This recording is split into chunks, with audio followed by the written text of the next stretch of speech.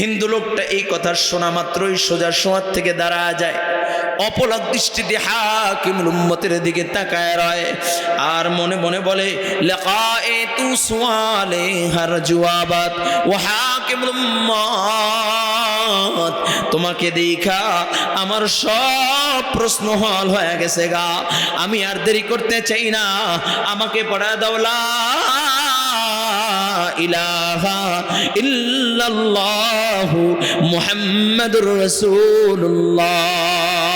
সুবহানাল্লাহ। কালিমা পড়ে মুসলমান হয়ে গেছে।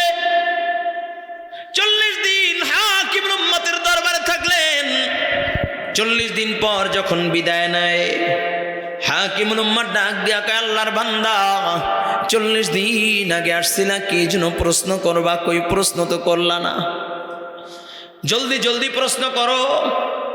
নতুন মুসলমান ডাক দেয়া বলে, হাকিমুল উম্মত 40 দিন আগে ইসলাম চর্মচক্ষু দিয়া কেমনে আল্লাহ তাআলাকে দেখবো এই প্রশ্ন নিয়া, কিন্তু আমি আপনার দিকে তাকাইয়া, আপনার চেহারার দিকে তাকাইয়া আমি দেখলাম আমি তো এখন পর্যন্ত মানুষ হইতে পারি নাই, এই জন্য মানুষ হবার সবক নিলাম, আল্লাহ তাআলাকে দেখবো জান্নাতে।